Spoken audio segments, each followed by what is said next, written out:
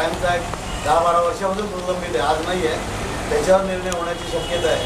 असे 4-5 विषय आमचे जवळजवळ हे 2 विषयानं सुटलेले आहेत। आणि जे परमिट सोडण्याचा विषय आहे, जो 1998 पासून परमिट आहे आणि जे परमिट आता रद्द झालेले आहे त्या लोकांनाही परमिट मिळावं आणि जवळ 10 वर्षाच्या जुन्या बॅच काढलेल्या रिक्षा चालकांना परमिट मिळावं अशी आमची मागणी आहे। त्याच्यामध्ये सरकारचं काही रिझर्वेशन असेल किंवा अपंगांना असेल, सुशिक्षित बेकारांना 5% असेल, याच्या बाबतीत महिलांना असेल, त्याच्याबद्दल आमचं ऑब्जेक्शन नाही आहे। ते सरकारने जरूर करावं।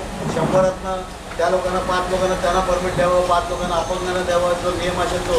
पण जेणेकरून 70-75% लोक जे 10 वर्षे 15 वर्षे झाले ज्यांनी बॅच काढून रिक्षा चालवतात त्यांना त्यांचे स्वप्न आहे की मालक कधी आम्ही होऊ, त्यासाठी सरकारने आम्हाला आश्वासन दिलं आहे तर त्याचा नक्की विचार केला जाईल की या कॅटेगरीतल्या लोकांचं पण घेणार।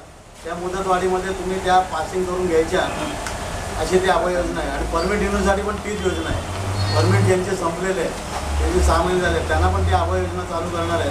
ती म्हणजे एक मुदत देणार, 2 महिने 3 महिन्यात त्या रिक्षा चालकाने त्याच्यामध्ये परमिट रिन्यू करून मिळणार, पासिंग करून मिळणार।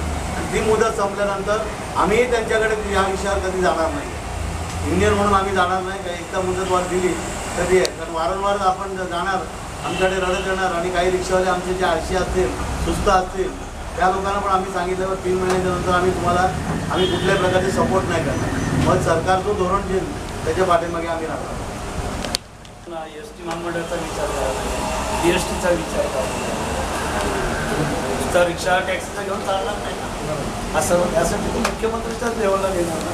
आणि काल सचिन आयोगाने परिवहन राज्यमंत्र्यांनी पण स्पष्ट सांगितलेलं आहे की हे पॉलिसी डिसिजन आहे, हे एका कायदा नाही आहे, पॉलिसी डिसिजन घ्यावं लागतं। कारण आज एसटी महामंडळाच्या 16 वर्षाच्या नंतरच्या 20पर्यंत बसेस काढल्या तर पहिल्या पर्यायी बसेस आणायला पाहिजे, BSTच्या पहिल्या बसेस आणायला पाहिजे।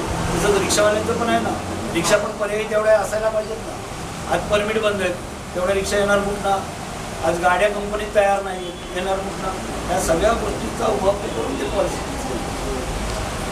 बोला तो मुद्दा नाही। आपल्या भारतामध्ये जे काही प्रशासन आहे ते कुठेतरी बाहेर फॉरेनला फिरायला जातं आणि तिकडनं काहीतरी घेऊन येतं। नो डाऊट चांगली डेव्हलपमेंट असेल त्यांनी करायला पाहिजे, परंतु गाड्यांच्या बाबतीत विषय सांगायचं म्हणजे तिकडे गाड्यांचे मॉडेलच बदली होतात, त्या गाड्या परत बनतच नाहीत, त्यामुळे त्यांचे पार्ट मिळत आहेत। पण भारतामध्ये तसं नाही आहे। आज बजाज कंपनी कित्येक वर्ष चालू आहे, बजाजचे सगळे पार्ट अजून मिळत आहेत, टाटाचे सगळे पार्ट्स अजून मिळत आहेत। जर हे पार्ट्स मिळत आहेत तर मग गाड्या रिपेअर होणार आहेत आणि वर्षाला RTO पासिंग करते, म्हणजे पूर्ण चेक करूनच घेते ना।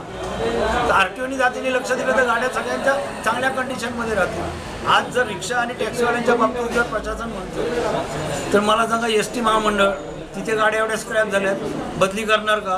तेवढ्या नवीन गाड्या येतील का? BSTचं काय कराल? BSTच्या गाड्या बदली कराल का? केल्या तर तेवढ्या गाड्या आणायला पाहिजेत। आणि का? जर त्यांचे पार्ट्स मिळत असतात, फक्त फॉरेनला गाड्या बदली करतायत म्हणून आपण करायचं, आणि तो कायदा नाही, हे पॉलिसी डिसिजन आहे। आणि काल परिवहन राज्यमंत्र्यांनी आणि माननीय उपसभापती वसंत डावकर यांनी कबूल केलं की याच्यावरती हे पॉलिसी डिसिजन घ्यायला पाहिजे आणि त्या गोष्टीचा ते नगरपालिकेच्या ग्रामपंचायतच्या लेवलला जाऊन त्याचा उहापोह करणार आहे आणि त्यातून निर्णय घेणार।